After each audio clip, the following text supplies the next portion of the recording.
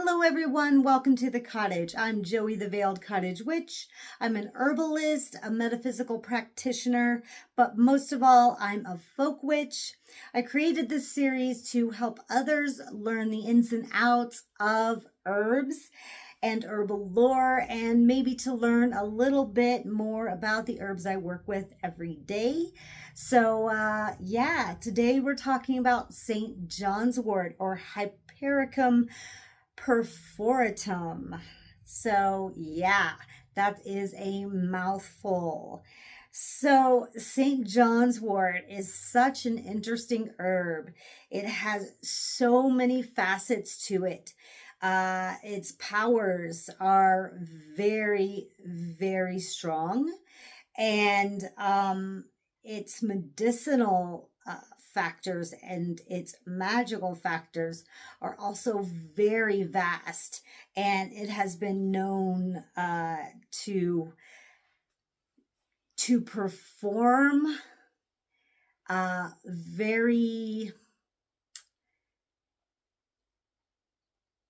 to outperform most other herbs in its category.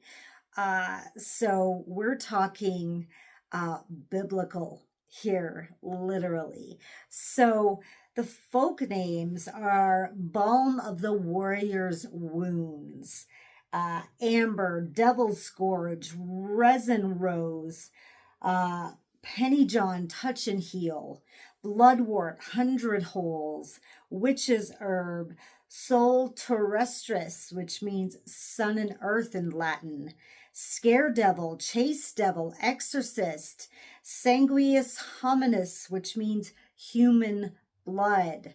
So yeah, we're gonna open up and really dissect this plant and find out why it became so prevalent to much of folk practice. So if that sounds good to you, stick around. You just might learn something new.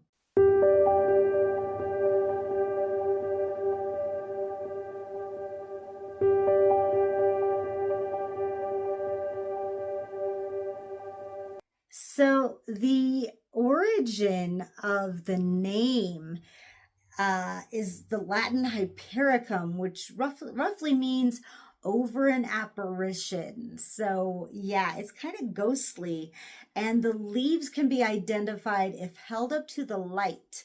They are full of tiny holes, check this out, or perforations, right? Hence the Latin species name perforatum. Now, some beliefs state that these holes were made by the devil himself, pricking them with a needle in anger, as this plant was used to keep away spirits at bay and even keep away the devil. So yeah, he didn't like that.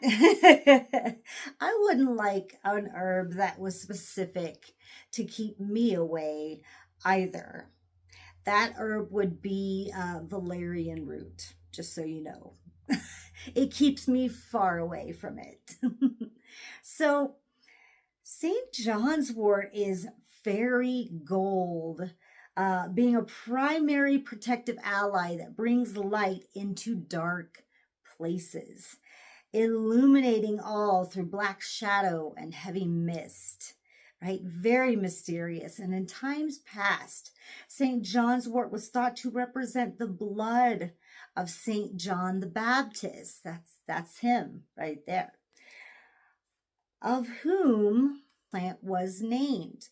Now, originally it was dedicated to Balder from Norse mythology, who was Odin's second son and the god of summer light and radiance. Now, this plant was later Christianized, obviously, and named after St. John, who was supposed to be born on June 24th at midnight. St. John's Day is often called Litha, or midsummer. Yep, they took another holiday away from us.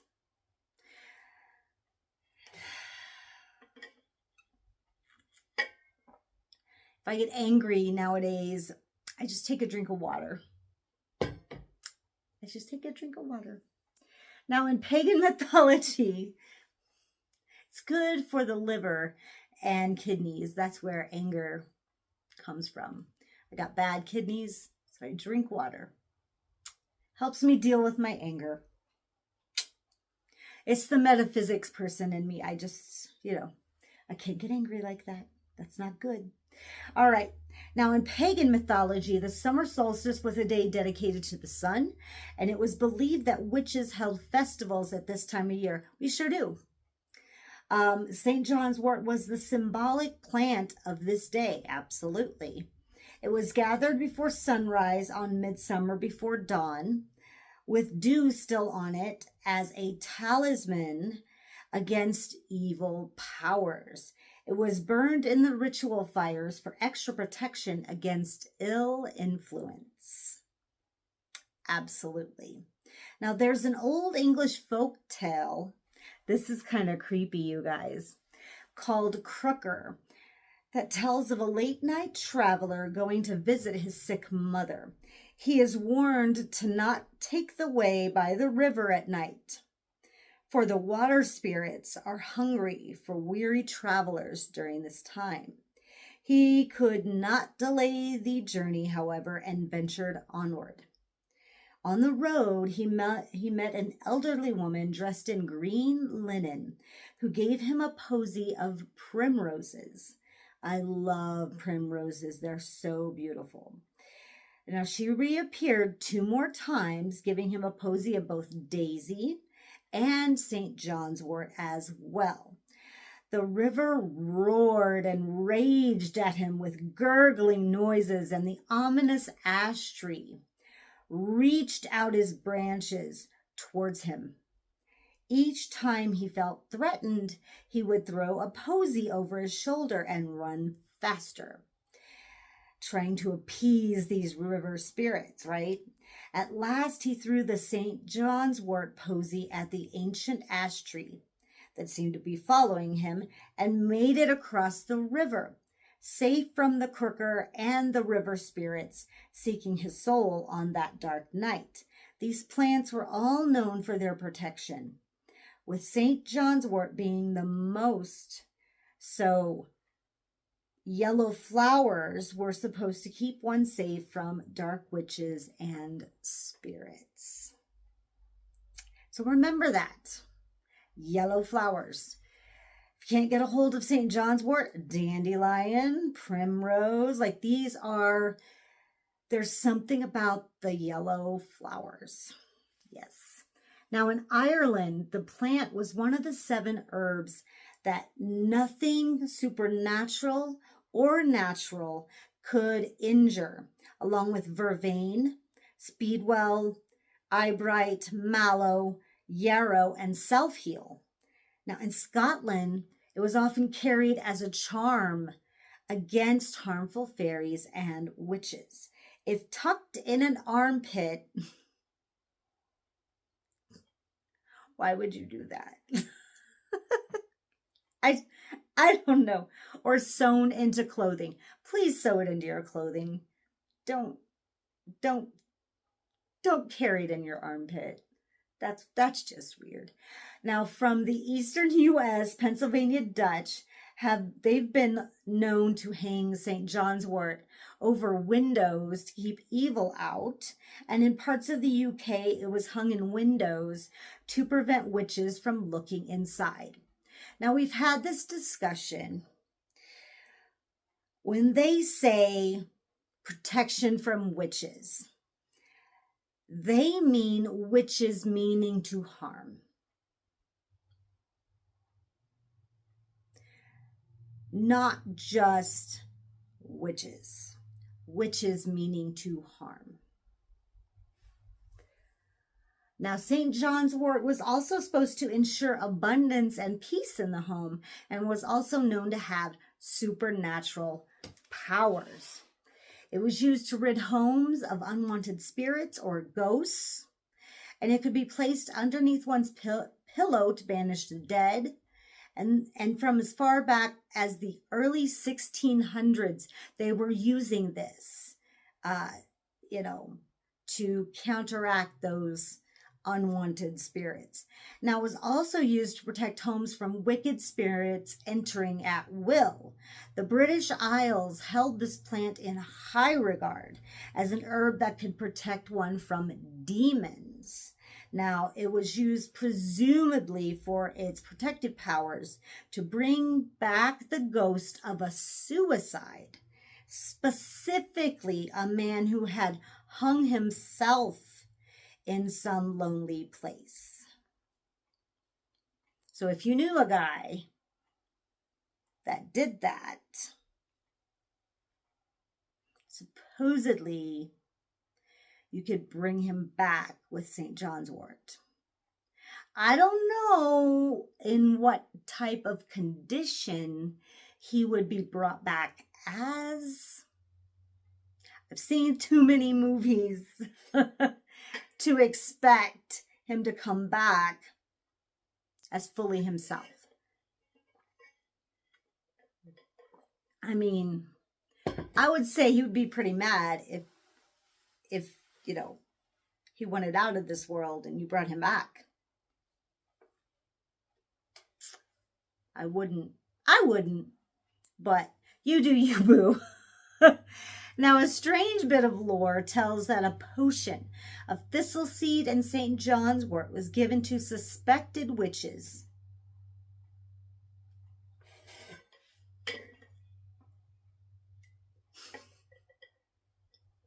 I'm just going to keep this here during this paragraph.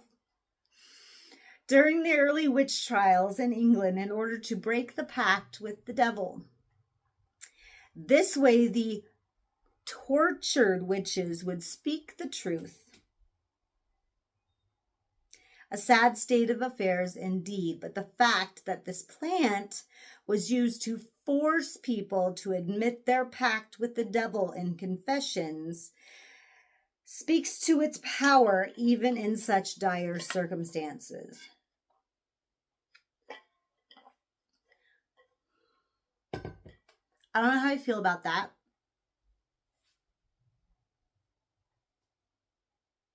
So I'm going to just keep reading on. St. John's wort is along with the rowan tree. And if you've followed along with my Celtic Tree Ohm series, episode 2, not counting the introduction, was all about the rowan tree. The most protected plant in folklore. Now I'm going to say that again. St. John's wort is the most protective plant in folklore. It was used extensively against evil spirits, ghosts, the devil, and hauntings. From 1696, it was placed beneath one's pillow to protect from being haunted by ghosts at night. Tried and true, y'all. Grab some St. John's wort. I forgot to bring mine down. Here it is. Well, how handy is that? So I couldn't get a hold of the actual flowers, but look how pretty. Now, when I make oil from this, it is gorgeous, you guys.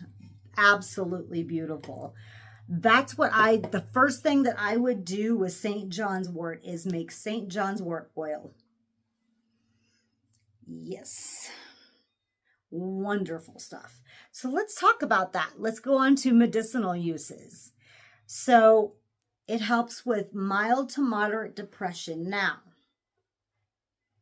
I keep this in mind. Write it down in your notes, but there's caveats. Okay, so numerous clinical studies have found that certain St. John's wort extracts are as effective as some prescription antidepressants for mild to moderate depression and may have fewer side effects. Now, it's thought to work by affecting neurotransmitters in the brain like serotonin, dopamine, and norepinephrine. I think I said that right. It is not effective for severe depression. Mild to moderate. If you have severe depression and you are on medication for severe depression, do not take St. John's wort. This is for like, I'm having a sad day. Okay. This is not for general depression. Okay. I'm just gonna say that right now. Now it's topical applications. This is why you make the oil, okay? Oily forms, creams, and ointments of St. John's wort are used to promote healing and reduce pain and inflammation. Specific topical uses include treating minor wounds, cuts and bruises, soothing mild burns and sunburns, relieving muscle pain and nerve-related discomfort such as sciatica or neuropathy, easing symptoms of skin conditions like eczema or psoriasis. All of that. You can make it oil, turn it into a salve by melting some beeswax in there, adding some, after it cools a little bit, adding some essential oils like frankincense is good. Bergamot is excellent, stuff like that. And then you've got a neuropathy balm and it's amazing. So I will talk about that in personal uses. Menopause symptoms. Now, some evidence suggests it may help reduce hot flashes and improve mood swings associated with menopause.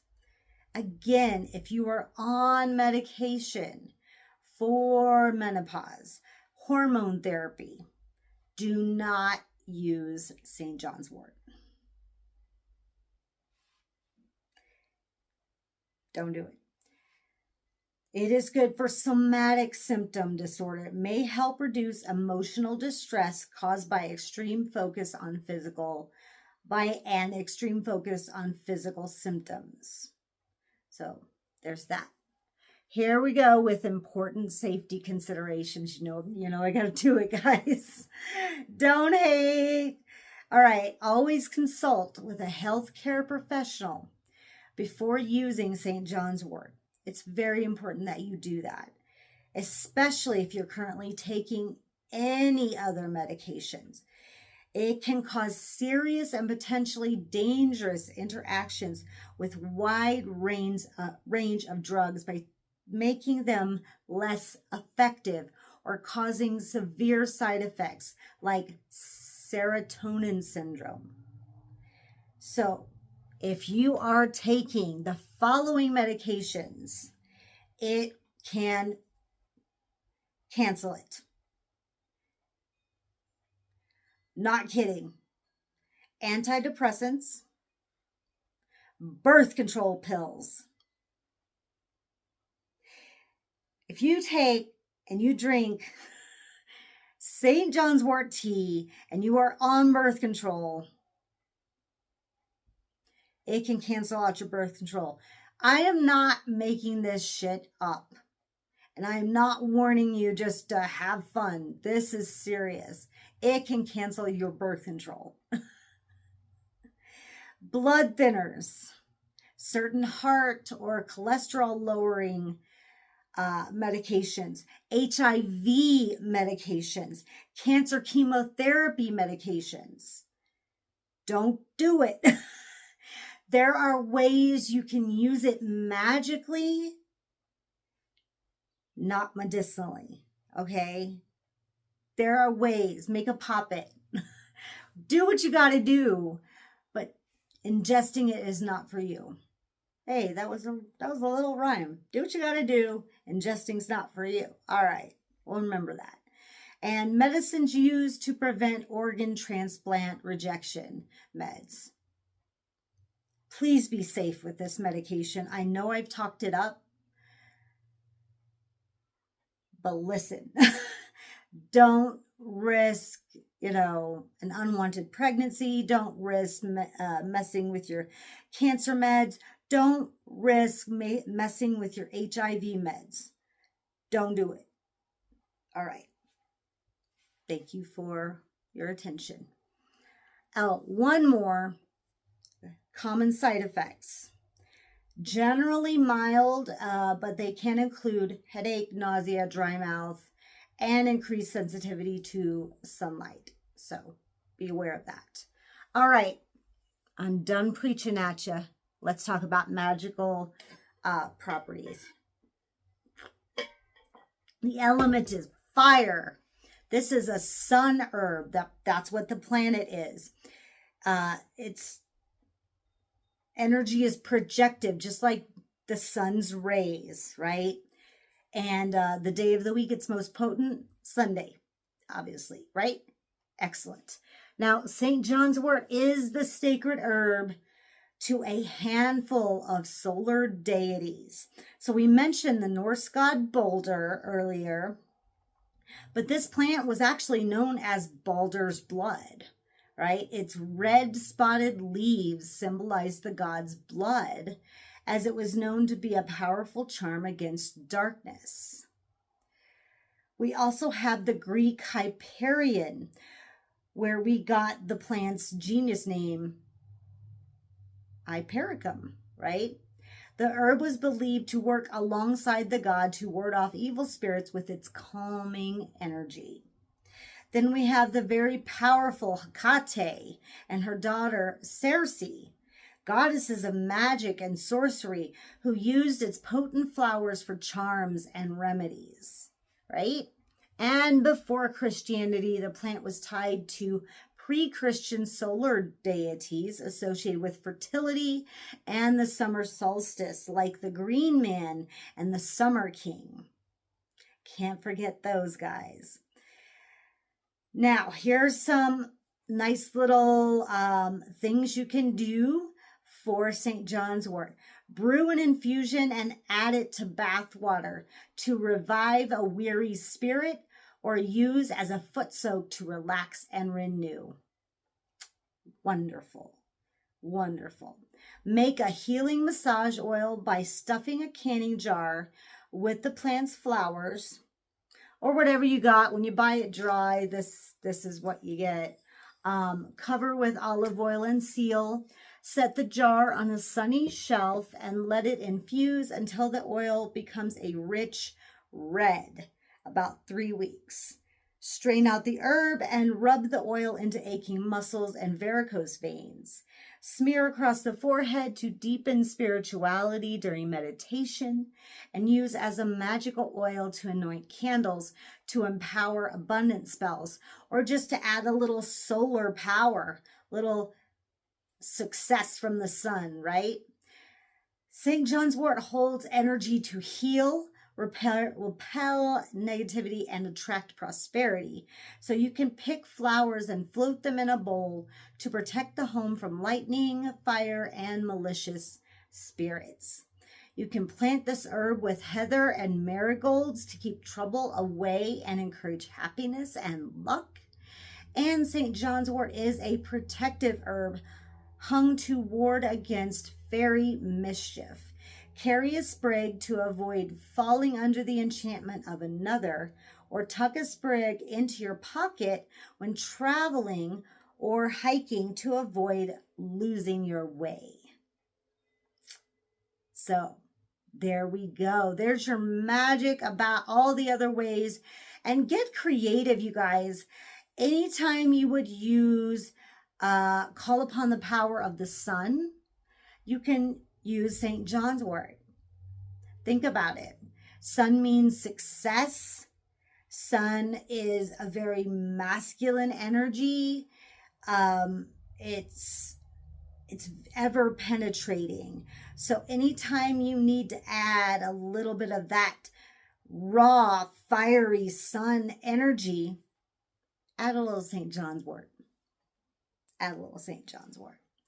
So, my best selling balm is my neuropathy balm. And one of its main ingredients is St. John's wort. Now, this stuff I have a muscle rub, and it is really good for knots and kinks in your muscles, the arnica.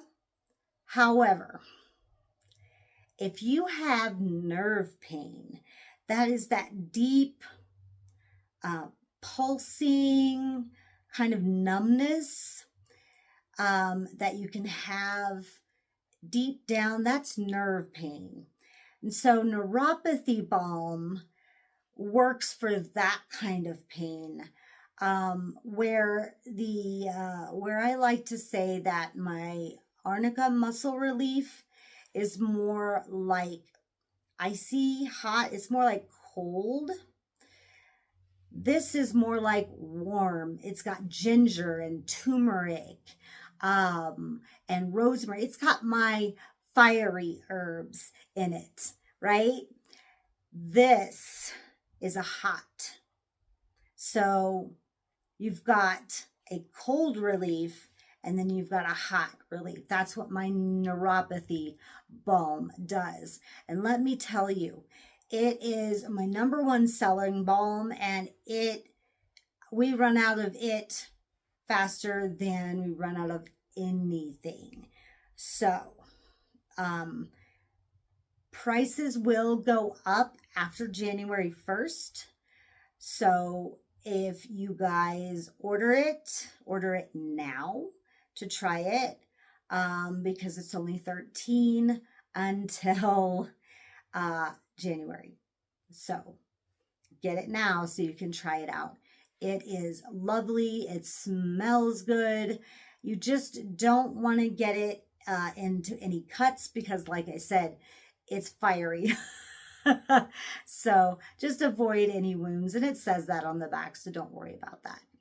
Other than that, I do have a restoration tea that I make that has all those comforting, like after an emotional time, and it just kind of helps you restore your emotions back again. It just has a little bit of St. John's wort, along with Damiana and comfrey, and a little bit of skullcap, lots of like comfort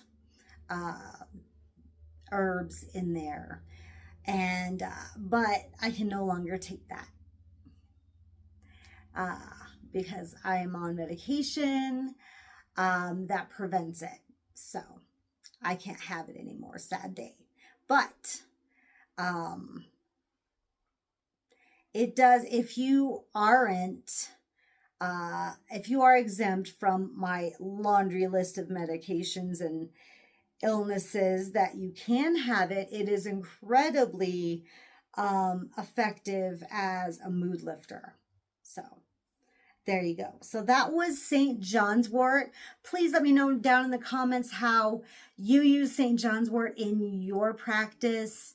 Let me know your experiences. I'd love to know. Please give this video a like, share if you think others would be interested. Hit that bell for notifications so you don't miss my next video. Let's see, we'll be talking about snapdragons. Nope, we did that already. We'll be talking about sunflowers. So we'll be doing that. Please visit my website at theveiledcottagewitch.com, where you can book services, book readings, book class, workshop. All of that is up and ready.